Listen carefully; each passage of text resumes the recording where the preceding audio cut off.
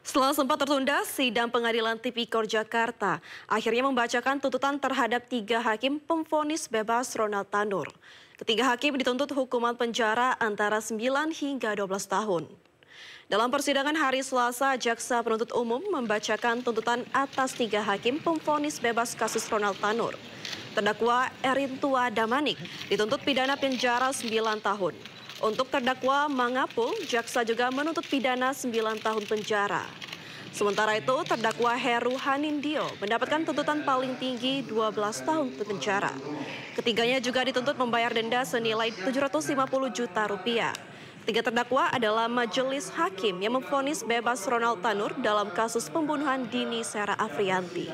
Ketiganya diduga menerima suap dan gratifikasi dari ibunda Ronald Tanur melalui pengacaranya. Oleh karena itu, dengan pidana penjara selama 9 tahun. Pemirsa, Kejaksaan Agung menyita barang bukti berupa 2 kapal pesiar dari pengacara Arianto, salah satu tersangka kasus suap vonis putusan lepas korupsi ekspor minyak goreng.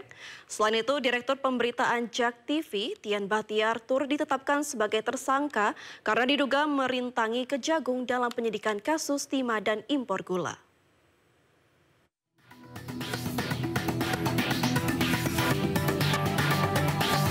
Selain 2 kapal pesiar, Kejagung juga menyita 3 unit mobil mewah dari tersangka Arianto. 3 mobil sitaan ini di kantor Kejaksaan Agung Jakarta, sementara 2 kapal pesiar disimpan di lokasi terpisah. Sebelumnya, Kejagung juga sudah menyita barang bukti lain berupa mobil mewah, motor, dan sepeda dengan harga fantastis. Selain Arianto, Kejagung telah menetapkan 7 orang tersangka lain, di mana 4 diantaranya merupakan hakim Pengadilan Negeri Jakarta Pusat dan Jakarta Selatan.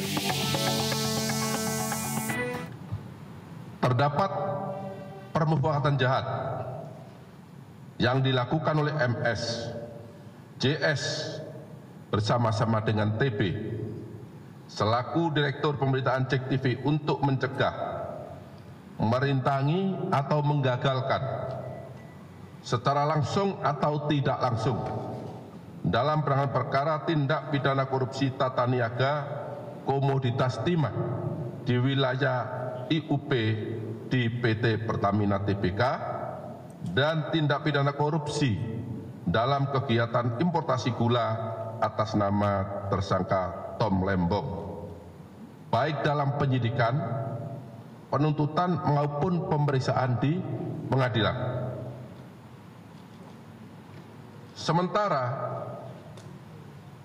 berlangsung yang saat ini prosesnya sedang berlangsung di pengadilan dengan biaya sebesar dengan biaya Rp478.500.000 yang dibayarkan oleh tersangka MS dan tersangka JS kepada TB yang dilakukan dengan cara-cara sebagai berikut. Tersangka MS dan tersangka JS mengorder tersangka TB untuk membuat berita-berita negatif dan konten-konten negatif yang menyudutkan kejaksaan terkait dengan penanganan perkara akuo, baik ketika di penyidikan, penuntutan maupun di persidangan, dan tersangka TB mempublikasikannya di media sosial, media online, dan JAK TV News sehingga kejaksaan dinilai negatif dan telah merugikan hak-hak para tersangka atau terdakwa yang ditangani oleh tersangka MS dan tersangka JS selaku penasihat hukum tersangka atau terdakwa. Sementara itu, Direktur Pemberitaan JAK TV, Tian Bahtiar, yang juga menjadi tersangka, mengatakan menerima uang secara pribadi untuk membuat berita negatif, termasuk merintangi Kejagung dalam penyidikan kasus timah dan impor gula. Terkait dugaan kasus tersebut, Tian pun terancam 12 tahun penjara. Tim Liputan iNews melaporkan. Dari pengakuan para pengacara yang jadi tersangka, kasus ini pun merembet ke bos stasiun televisi swasta. Kejaksaan Agung menuduh Tian Bahtiar, Direktur Pemberitaan JAK TV, membuat konten bermuatan negatif yang menyudutkan Kejaksaan Agung terkait penanganan perkara kasus impor gula dan tata niaga timah. Dewan Pers menghormati proses hukum yang sedang bergulir dan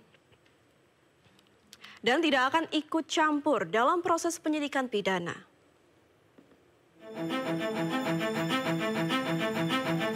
Sebuah kabar mengejutkan datang dari Kejaksaan Agung terkait kasus dugaan perintangan penyidikan perkara korupsi PT Timah, impor gula dan vonis lepas ekspor CPO. Kejagung menduga ada permufakatan jahat dilakukan oleh Direktur Pemberitaan JAK TV, Tian Bahtiar. Atas dugaan ini, Tian ditetapkan sebagai tersangka dan langsung ditahan. Tian diduga berkolaborasi dengan tersangka lain yang merupakan dua orang advokat, Marcella Santoso dan Junaidi Saibi. Kerjasama ini diduga bertujuan untuk membentuk opini publik yang negatif tentang Kejagung, khususnya di Jampitsus yang penuh dengan pelanggaran dan penyimpangan. Dalam kasus ini, Tian diduga menerima uang secara pribadi dari Marcella dan Junaidi sebesar Rp487 juta untuk membuat dan menyebarkan berita yang menyudutkan Kejagung. Tersangka MS dan tersangka JS mengorder tersangka TB untuk membuat berita-berita negatif dan konten-konten negatif yang menyudutkan kejaksaan.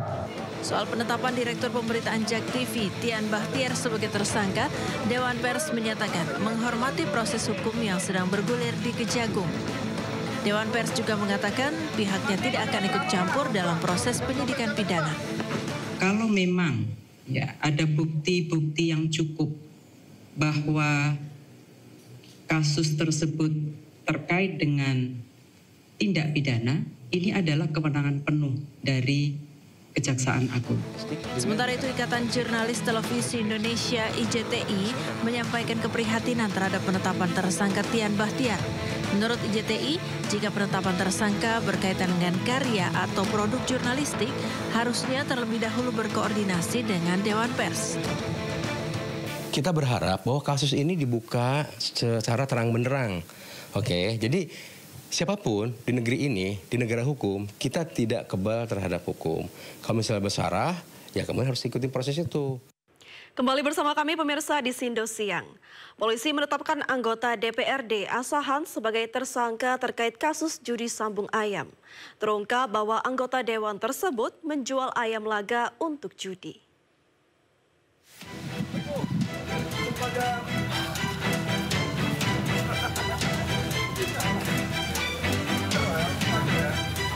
Anggota DPRD Asahan berinisial PP ditetapkan menjadi tersangka kasus judi sabung ayam. Anggota dewan tersebut ditetapkan sebagai tersangka karena memfasilitasi permainan judi sabung ayam yang dilakukan di rumahnya. Ia ditetapkan sebagai tersangka bersama dua orang lainnya berinisial SP dan SM. Anggota dewan tersebut mengaku menjual ayam laga dan menentukan kualitas ayam yang dijual untuk berlaga. Bersangkutan pengakuannya punya usaha jual beli ayam jago dan yang bersangkutan menyediakan ring untuk pengujian benar ayam jago atau tidak di lokasi tersebut. Ada DPO Pak? DPO ada 4 orang. Sebagai apanya Pak? Sebagai pemain dan wasit. Akibat perbuatannya, tersangka anggota DPRD dijerat pasal 303 ayat 1 tentang perjudian dengan ancaman 10 tahun penjara dan dua orang lainnya dengan ancaman maksimal 4 tahun penjara.